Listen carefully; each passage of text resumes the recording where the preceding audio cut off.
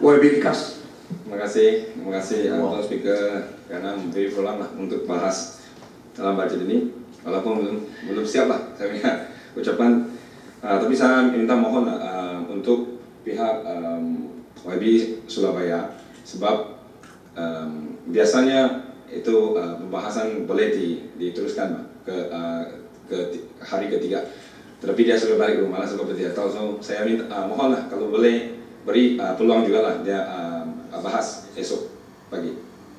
Likas, kita telah membuat satu keputusan pagi tadi bahwa semua perbahasan harus diselesai pada petang ini. Oke, terima kasih. Mohon sepatutnya sebagai wakil rakyat dia tahu dia bertanggung jawab. Tuan Speaker sudah maklumkan pagi tadi, ini bukan boleh main wakil-wakil. Sudah dimaklumkan bahwa kita akan habiskan agenda pada hari ini. So you tidak boleh wakil dengan apa ini YB Surabaya. Saya mohon. Likas, teruskan. Ya, terima kasih. Saya mohon saja bagi pihak. Jadi terima kasih. Once again lah, saya ucaplah tanya kepada ini budget ini kerana surplus lagi telah mengadakan satu budget yang surplus. Even though the last budget was surplus, but after the supplementary budget it was deficit. But at least they tried. So it's a good effort, I have to say. But it's very comprehensive, the budget ini. I've actually read through many times. It's very comprehensive from all aspects. It's covered, well written. But just a little bit of my suggestions is that at these very difficult times of economic times where it's really down, I think it's very important to really address the bread and butter issues for normal people on daily basis. Daily basis, not just big plans and big projects and all that, but also how to actually help people to cope with the everyday living today. Yeah, that means the budget has not really addressed how to help baffle the cost of living and also the ever increasing cost of living for every Sabahan. For example, now the increasing petrol prices. So what can our government do to help our normal people, our normal Sabahans on the street? As just now, YB Moyo has already sentuh or bangkit. There's many shops and businesses closing down. We have to be what's they call the practical. People are doing business. They are doing well before GST, but after GST was implemented, it was already become a fact. It's already been implemented, and then a lot of businesses could not cope with it, or they cannot make enough profit to sustain the business. So many businesses closed down. I remember there was one headline where in Sanakan, I think it was brought up by MP Sanakan, if I wasn't mistaken, that 130 over shops in Sanakan closed down. That haven't include businesses services businesses, because I have a friend in Sanakan. He used to supplies. He don't have a shop, so he supplies market vegetables to the markets, and also fertilizers to some of the planters. And he also stopped his business because he couldn't sustain the business out of all these many factors. One of them being the GST. That's why it's actually important. That's why if I could suggest, I would like to remind, a lot of the revenue that actually being curtailed now is very timely now to actually give Sabahans dividends to actually buffer the impact of bad economy. I used to remember, like the USNO government. The USNO government used to collect timber revenue for less than 1 billion. It's just less than 1 billion, but they were able to give Sabahans dividends twice or maybe 3 times a year. 50 ringgit, 100 ringgit. I'm sure you guys still remember, right? And USNO government has continued to do that for I think 9 years, if I'm not mistaken. And Berjaya also government also continue to do that. Likas, jadi ada permintaan dari Menteri, boleh nggak? Boleh. We bagi beri, Mbak. 1.200 lebih tinggi daripada apa yang telah diberi zaman kerajaan dulu. Terima kasih. Adun Likas, saya perhatikan setiap kali you bentang bahas, you always mislead the House. Okay. I noticed from the beginning, dari dulu, sebab sepatutnya you tidak layak untuk bercakap selalu mislead the House.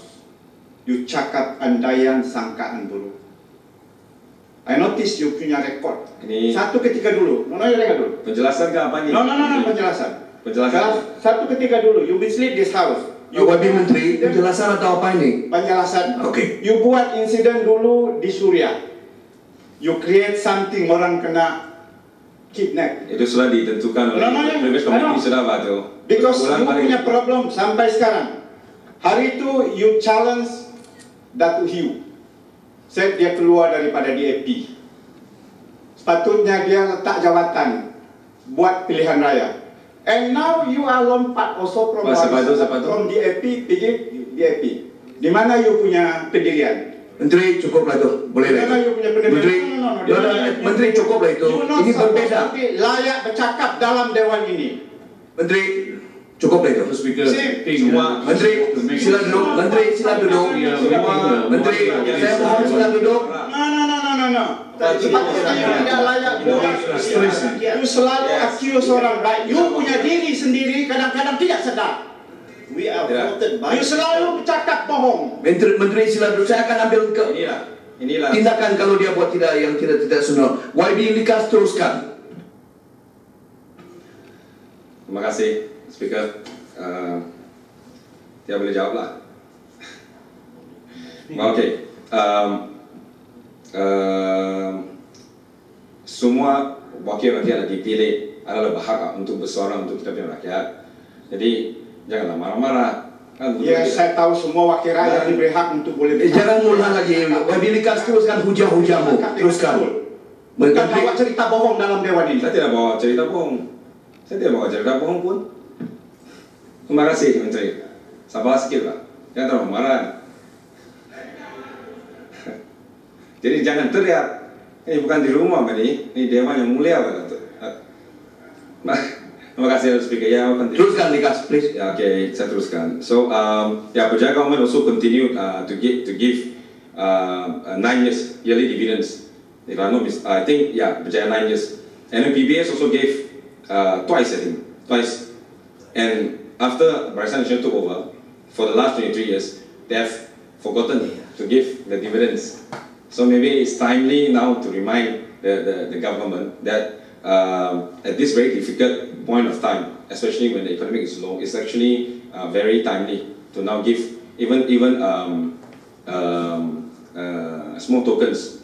It means a lot to the families. You see, Mantri said that we give BRIM, correct? But BRIM are selected people. But when we talk about these dividends are for all Sabahans, that means all Sabahans, regardless of you select or you don't select, you are entitled to. Speaker, YB Likas ada perbicaraan dari Menteri. just to assist you, or to remind you, when the government was giving out dividend, the state government was earning about 1 billion in timber revenue. Last year, our revenue was only 120 million. How would you like to distribute the 120 million? So I think kadang-kadang kita kena realistic juga. We appreciate your suggestions. Our heads could be high in the sky, but our 2 feet must be firmly on the ground. Look at the facts. I know making this suggestion and that suggestion is fine. It looks nice. You get the public applause. But look at the realities of the day. And one of the basic principles of a good government is to be realistic of what they can do and what they cannot do. Thank you.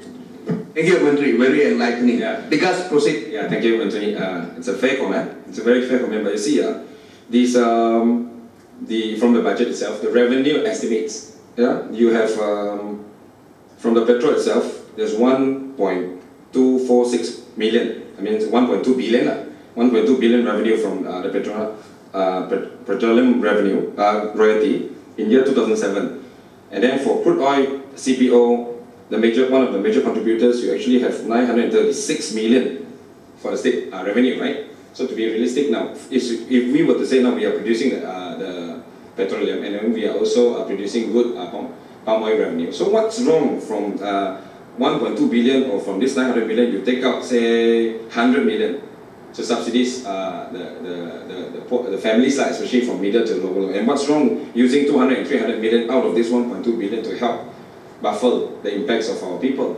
Speaker, seperti mana sahabat saya tadi, kita sudah membayar BRIN, ya. Dan yang lebih tinggi daripada segala bayaran itu selected.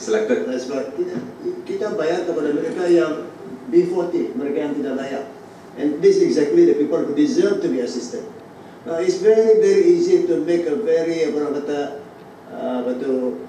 what call this good news is inverted comma. Tapi hati yang hormat.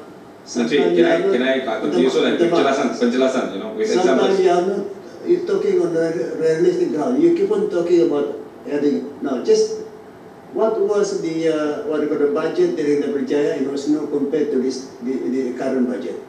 Sekarang ni pun kos untuk pengurusan pentadbiran permintaan kerja pun sudah 800 juta. Now where are we getting to get all the money?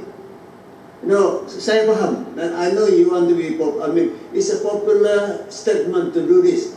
But I think popular in right. It's not out of popularity lah. It's not fair. That's not a fair comment. Popular in right are not synonymous. What is right is always right. What is popular may not be right.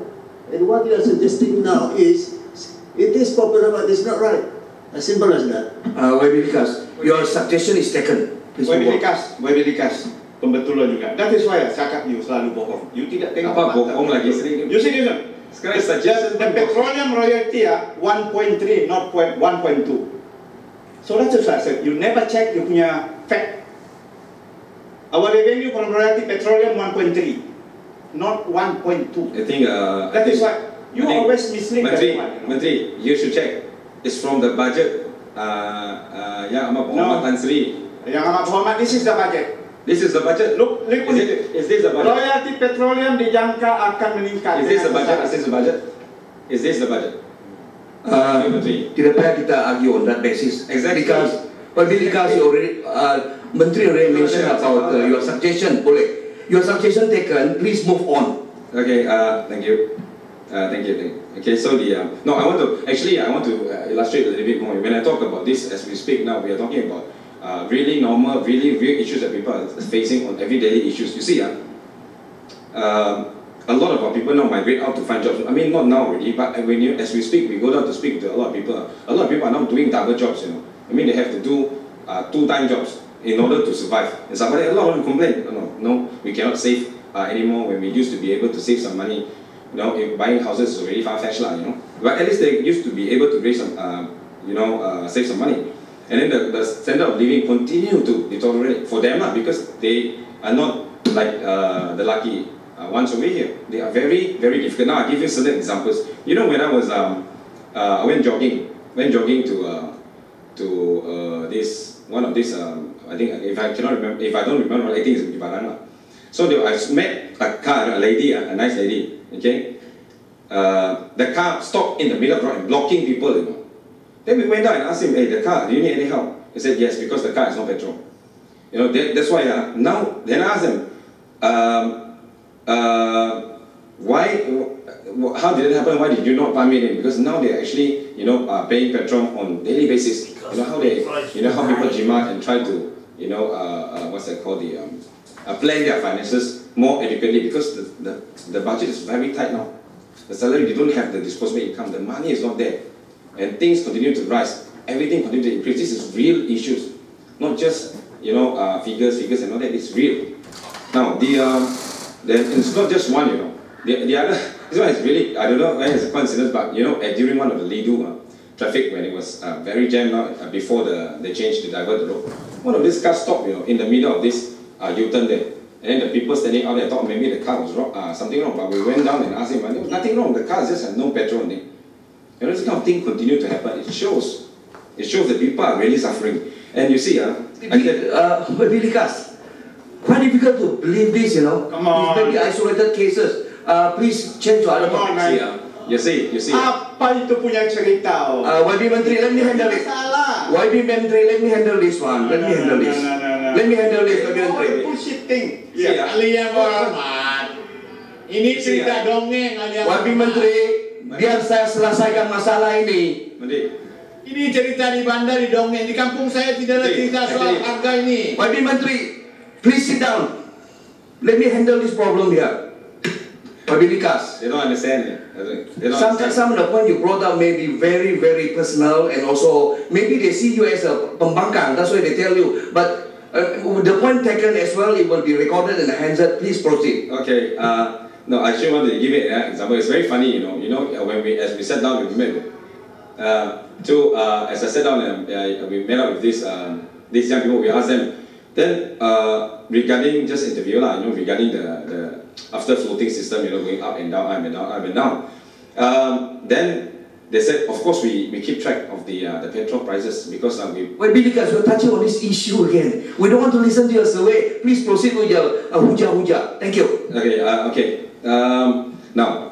Now we say, especially another one that I'm a bit concerned where the government should also address the issue is to actually address the issues of this not high expensive housing prices, but the fact that not just the youth, I think a lot of people cannot afford to buy houses anymore. You see, this is one of the report from Prima themselves face problem. They themselves face problem after they managed to build buildings. Only 12% out of their reports, only 12% of the house managed to be sold out, mainly due to the inability to actually secure loan. Now they build houses between 100,000 to 400,000 for average, and it's already out of average Malaysians' reach. That's their report. In one of the reporting, and they said difficulty in obtaining house loans are not just Prima specific, but an issue faced by other developers as well, especially those involved in public and housing programs. So, you see, and in the recent quarterly bulletin, Bank Negara Malaysia reported that unsold residential properties were at a decade high, with most priced 250,000 and above.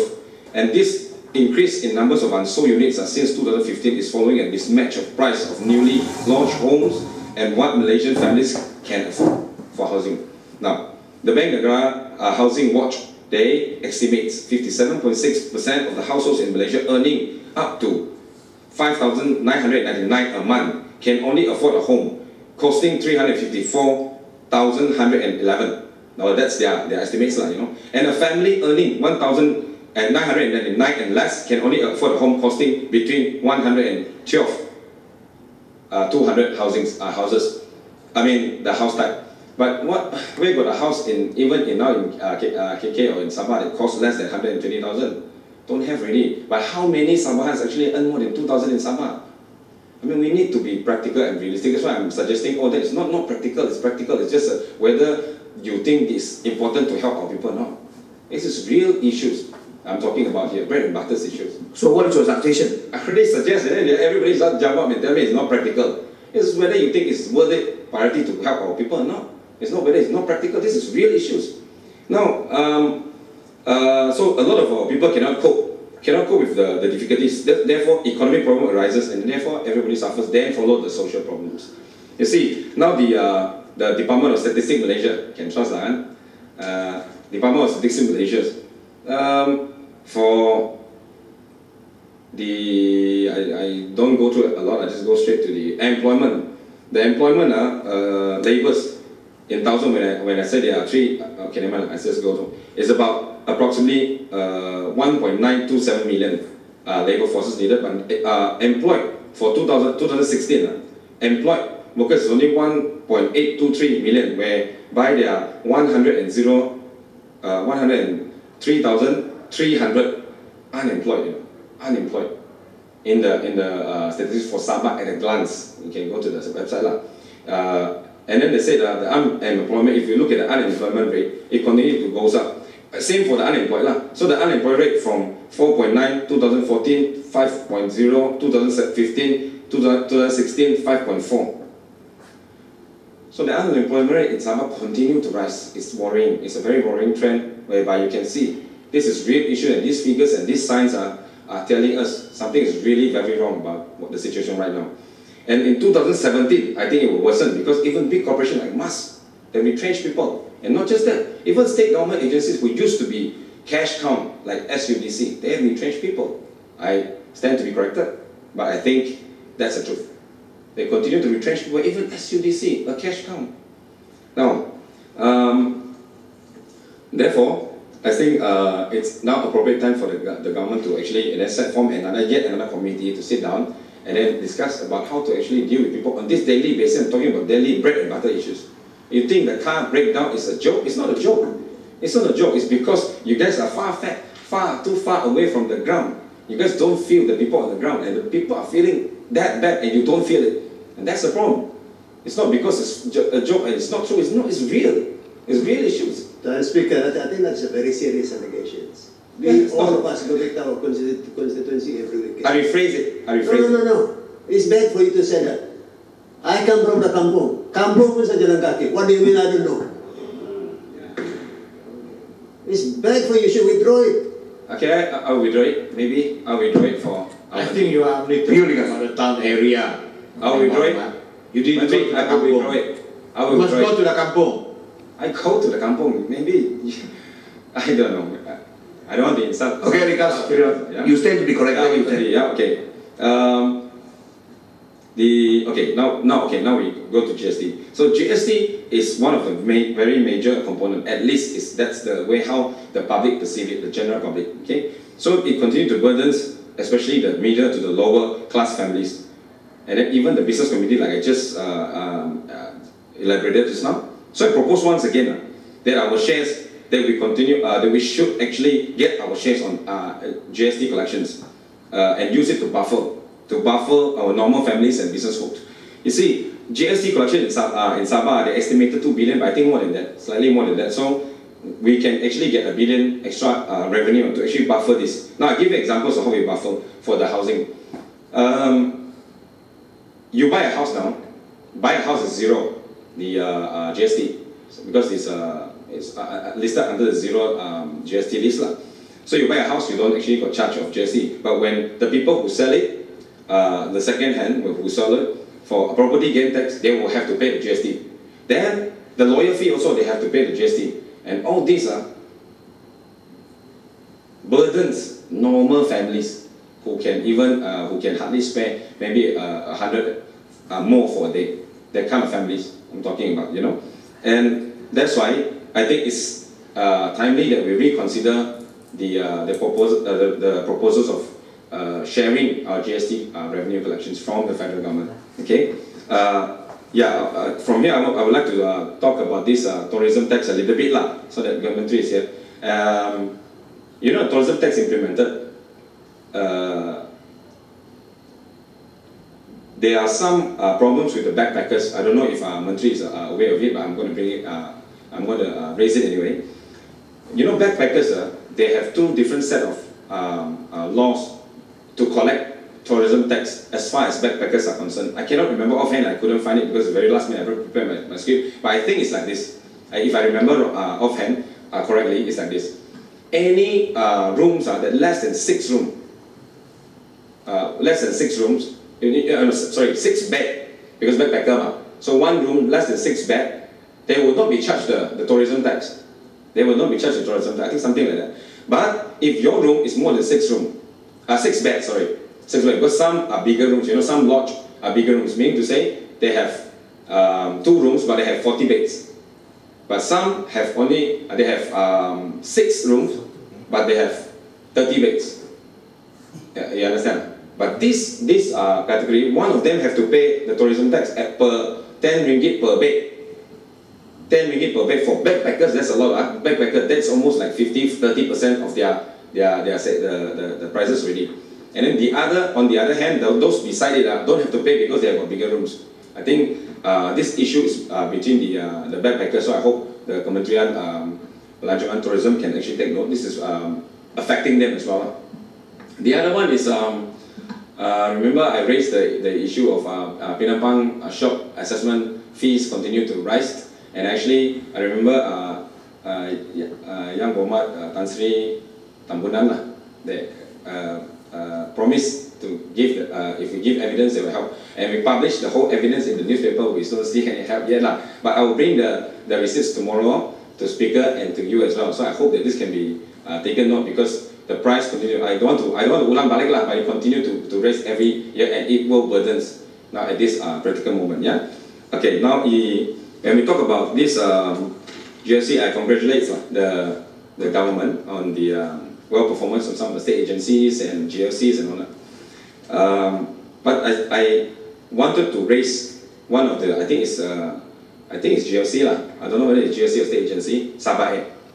Now Sabahans, this is not forgetting this is relevant because the parent company of Sabahans is Kementerian Keuangan. Okay, just to relevant my case lah. You know, Sabahans has come to what's they call the stressed again that they own this Gulfstream G220 lah jet. This jet that we saw in Sabah lah, you know, KK and Sanakan. And he says that Sabahans continue to say that they own this InnoSky Limited, which owns this jet. It's very simple to find because I did my search around. I did not go through any news. I did not study Sarawak report. Don't worry. Okay, we did. What's that? Wait. Yeah, I did the search myself, and you can also verify by going to UK corporate informations. That means you go to UK, you can actually find the ownership. And strange to find that this InnoSky Limited was actually dissolved already. The company was remained dormant since 2014. And I don't know how Sabahans owned this company and what's the relation between Sabahans and this company, you know. And very weird is that when we look into the company, it's all there, it's all in the company search, you know. It's all here. No, I just want to raise a point. Yeah, Wabi Menteri. Let me finish this again. No. Why not? Now it's my stand. What do you mean? Because this one I can charge you on point of order. 43(6) sangkaan jahat on the. I raised the issue. I want to know. No. I need to. I want to know what happened to Sabahans. Why are they claiming otherwise? The verified facts are contradicting what they're saying. You dengar dulu. Because ini perkara you sudah jadikan isu selama ini. The issue of private jet on the. Dan I need to bagi tahu Dewan Yang Mulia ni and you supaya you tidak boleh buat lain-lain sangkaan. You dengar baik-baik. The jet is registered under InnoSky Limited. Okay, InnoSky is 100% owned by Sabahans. Supaya tidak pekak you punya telinga ya.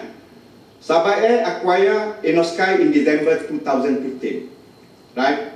It was a Labuan-based company paying Malaysian tax. The jet is therefore owned by a subsidiary of Sabahans, which is involved in corporate jet charter. The major shareholder of Sabahans Aviation Sabahans is the Ministry of Finance.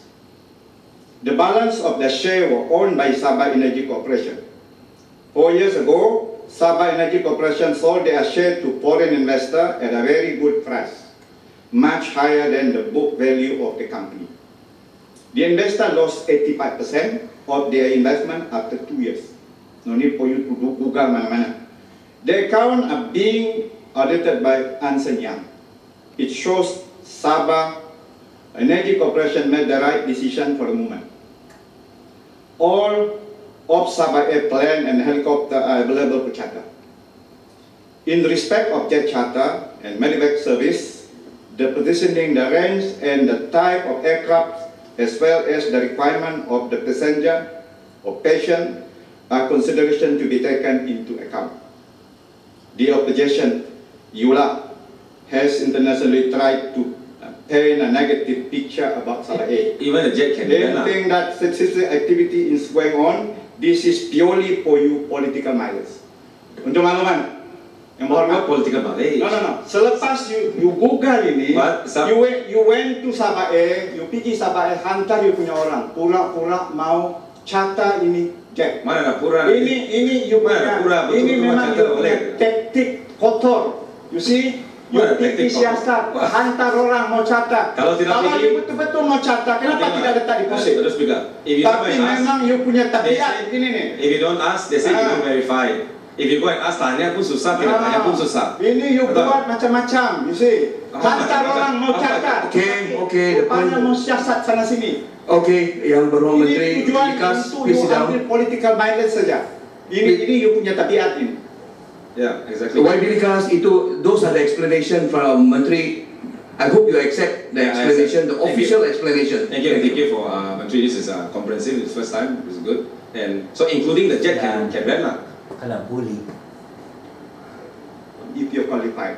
How come you not Kalau qualified? wilayah, Why be Likas? That's obvious, Yeah, but ask you have for money, you some- can rent. Okay. Of course. Proceed. Go ahead, go ahead. Jangan buang masa. Teruskan.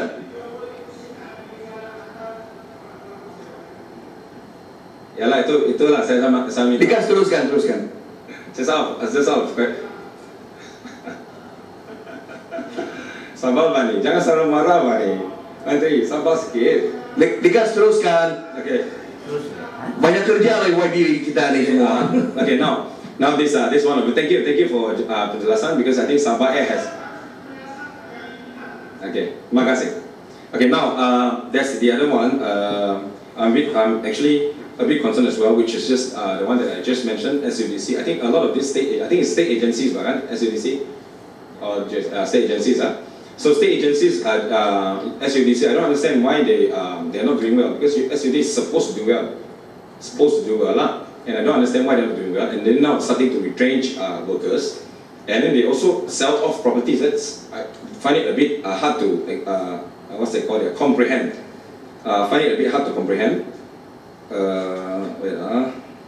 Just Kalau boleh tu seberapa orang boleh? 1, 2, 3. okay. Now I find it a bit hard to comprehend, because you see, I'll give you examples, very specific examples of it, so that the Kementerian can clarify. Okay, clarify Don't interrupt Let me finish. But I was sure if you want to explain, I sure let you explain, because I also really want to know what happened.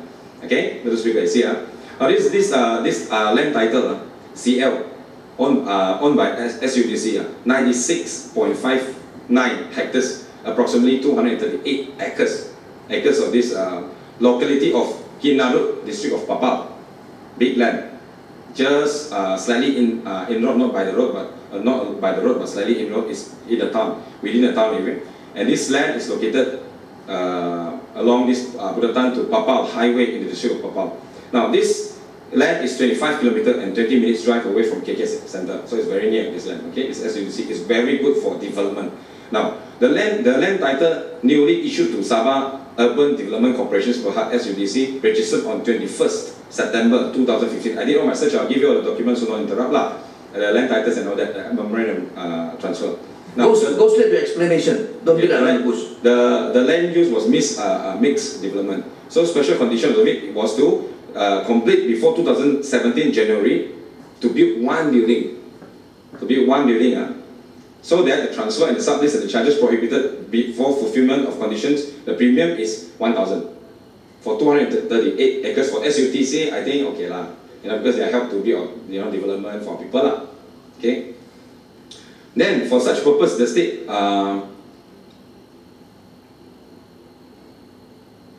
okay. Now based on the this one, I'll find for you this one.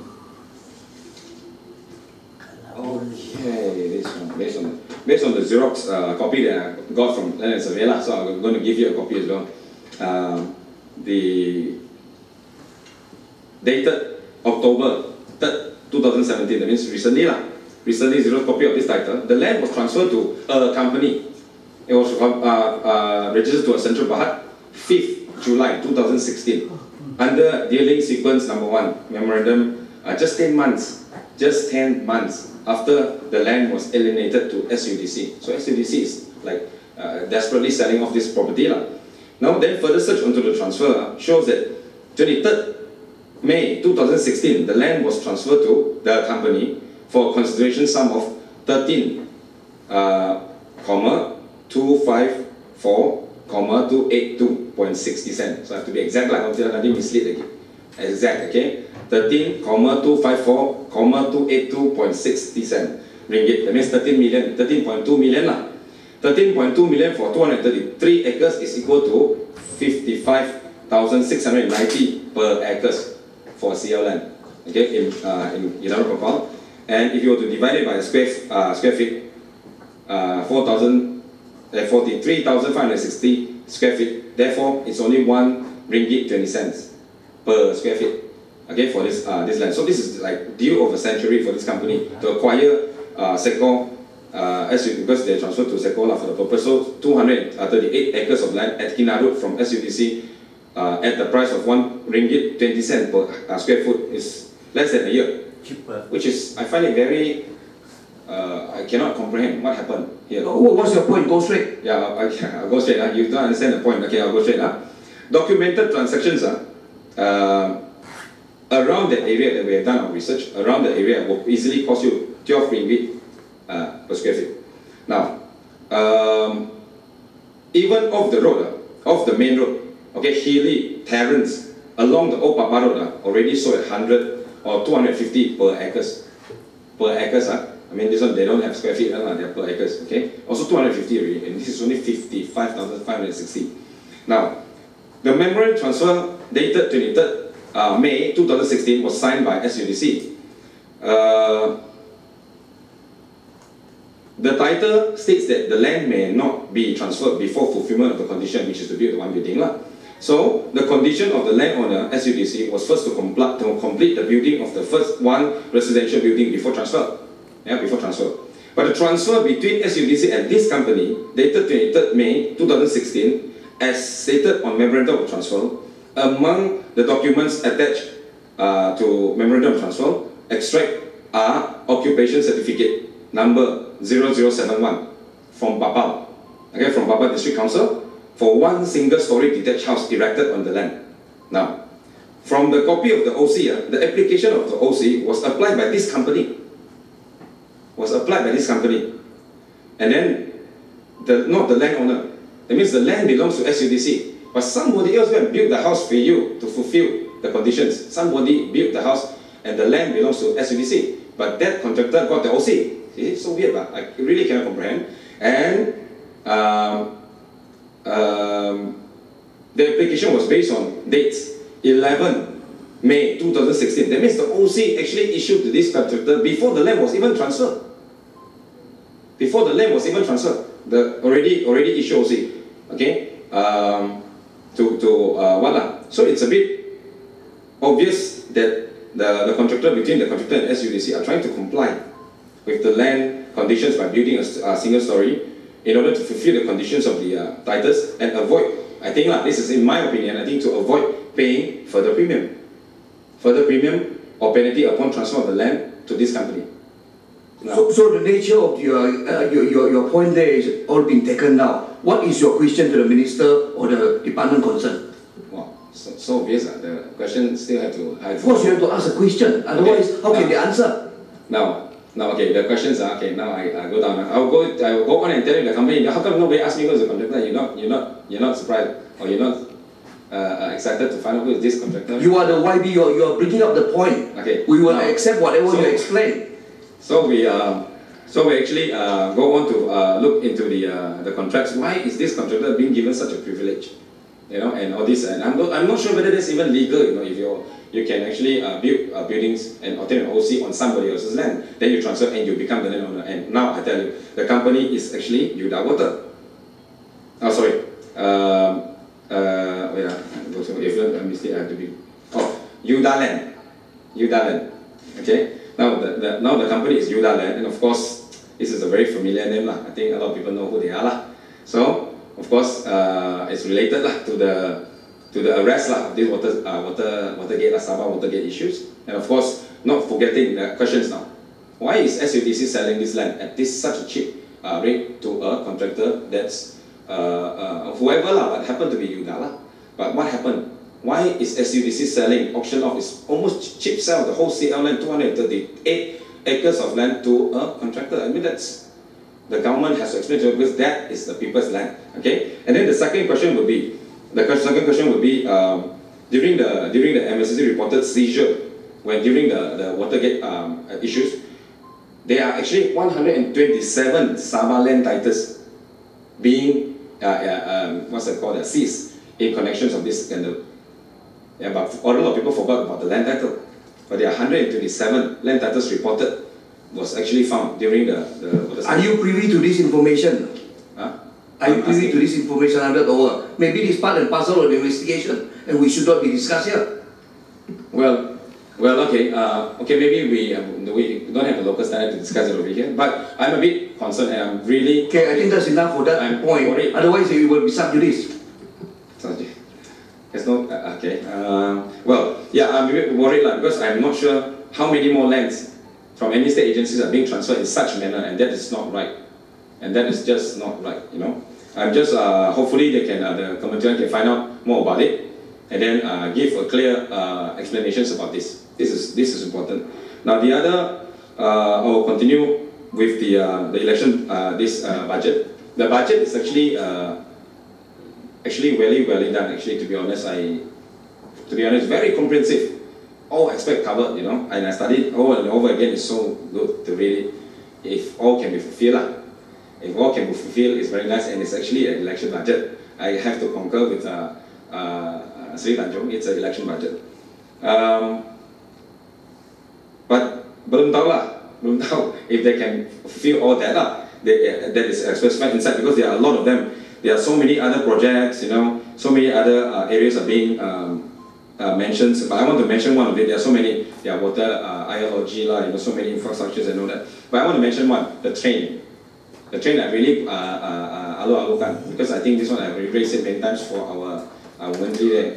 You know, the tenant folks have always needed extra the schedules, and it's good that the government finally are doing it. So I hope that won't take another election lah. Why did I say that? Why did I say that? Because you see, there are a lot of these what's it called, the manifesto of BN Sabah. Eh? I mean, this one is in the phone lah, in the form of phone, but there are leaflets and everything lah. In colours, some more very nice. The first one is resolve the issue of illegal immigrants. That's the first one. Even until today, we still have not heard anything about RCI. And a lot of people forgot about it. I'm sure a lot of people almost forgot about it really, about RCI.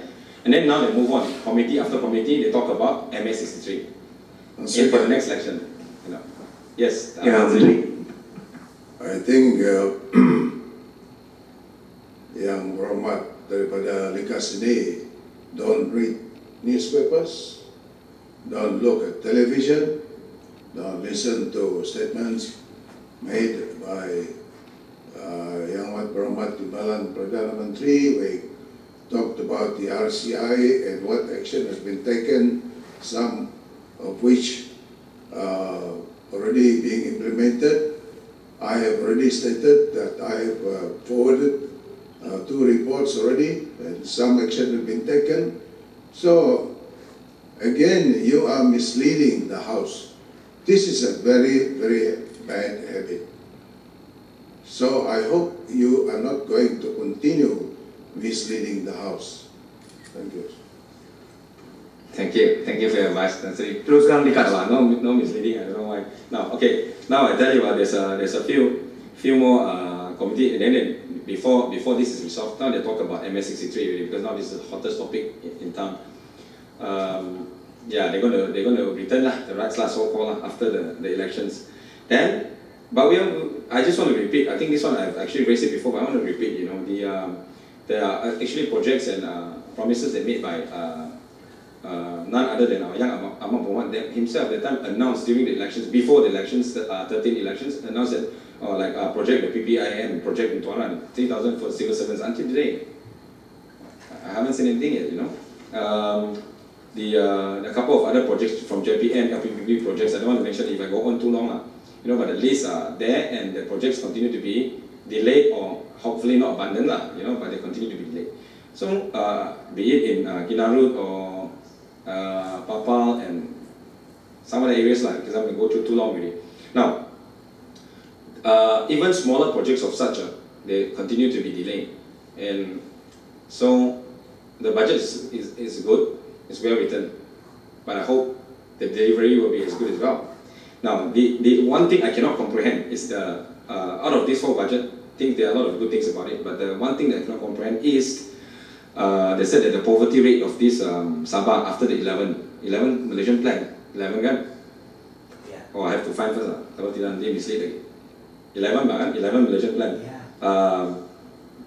11 Malaysian plan that the poverty rate, ini senang mistake lah, tahu saya bahaya. That's why the poverty rate will go all the way out down to 1%. 1%. I mean, I don't even know how far from the last time they actually managed to say that the poverty rate was 8 point something %, I can't remember. Then it went all the way down to 5 or 4.7%, and now they're going to go to 1%. But do you go to the ground? Do you believe that? I mean, you go down to the ground. So our Menteri asked me to go to the kampong. Yeah, I do go to the kampong and a lot. You believe that, guy? 1%, and our guys are, you know, our people are all suffering, and you're telling us up here, you know, this is syok sendiri but over here. Everybody's sitting here saying how good the figures and all that, but the people on the ground are not feeling it. I mean, that is important, you know. So, Don't speak. I'm going to go on already, you know, It was mentioned the official figure was 2.9. I don't know how you come to the figure of 1%, and you don't even know where you get the information from.